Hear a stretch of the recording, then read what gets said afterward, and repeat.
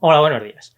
Estamos ya casi en Navidades y me parece un buen momento para hacer un resumen de 2020 y 2021, que han sido los dos años más raros de nuestra vida, y ver qué podemos esperar de 2022. Lo que hemos vivido desde marzo de 2020, cuando se iniciaron los encierros de la población, creo que nadie lo podía haber imaginado y nadie lo tenía previsto, ni los directivos de las empresas ni los inversores. Y como ya han pasado 2 años, que se dice pronto, pues creo que es buen momento para ver que hemos aprendido de esta situación que nadie esperaba. Para mí la principal enseñanza es que la bolsa es incluso más sólida de lo que creíamos los que nos gusta la bolsa y siempre hemos creído que es la mejor inversión. Pensad que ninguna empresa del mundo tenía un plan por si acaso los gobiernos de todo el mundo encerraban a miles de millones de personas en sus casas y luego se pasaban casi 2 años dificultando la actividad económica con todo tipo de medidas que nunca habíamos visto.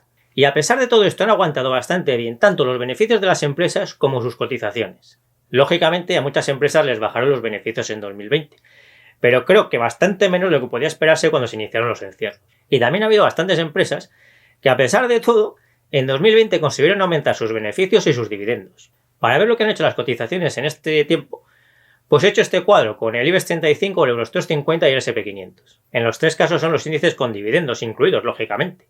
Ya sabéis que yo no recomiendo invertir en índices, por lo que os comento en este vídeo que os dejo por aquí, pero creo que son útiles para hacernos una idea rápida en una situación como esta.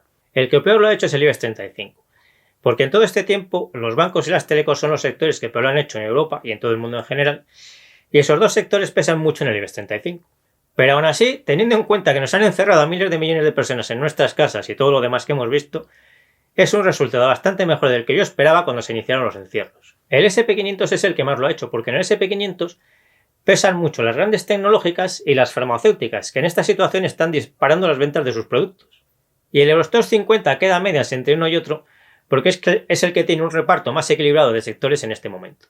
Yo creo que son unos resultados mucho mejores de lo que podíamos esperar en marzo de 2020, y a mí esto me ha enseñado que la bolsa es más sólida, más estable de lo que yo pensaba incluso.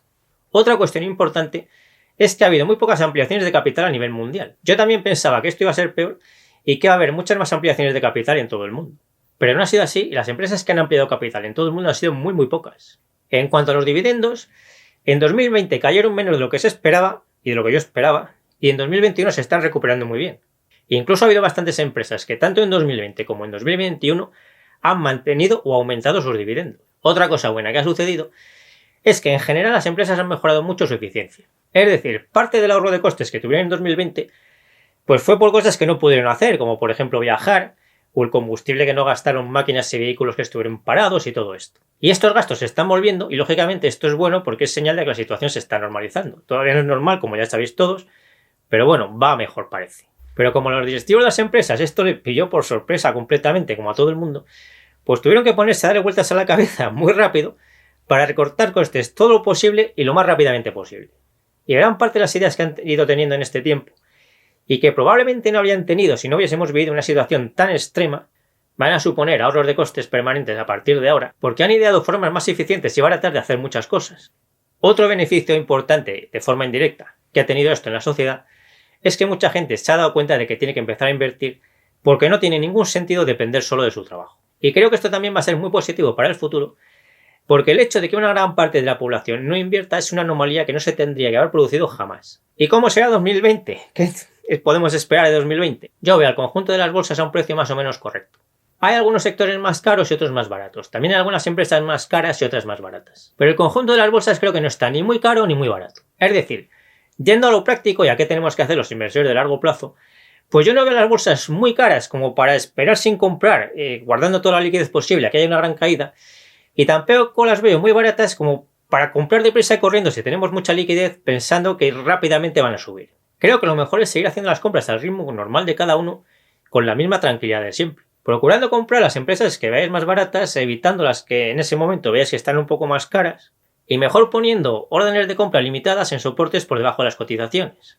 Y como os digo, sin tener prisa por comprar las que veamos más caras y tengan subidas rápidas en un momento dado. Es muy poco probable que suban muchísimo y se nos escape. Los precios de compra de las más de 100 empresas que tengo en la base de datos, ya sabéis que los actualizo constantemente en el foro. Tenéis los enlaces a la base de datos y al foro en la descripción del vídeo como siempre. Espero que paséis una buena Nochebuena y una buena Navidad y esperemos que 2022 sea el año de la verdad y que vayamos mejorando las cosas entre todos. Yo me despido ya hasta el próximo vídeo. Ya sabéis que nos seguimos viendo en el foro de invertirenbolsa.info, en Facebook, en Instagram. Y si me ayudáis compartiendo este vídeo, dándole al me gusta y todo lo demás, pues os lo agradezco mucho.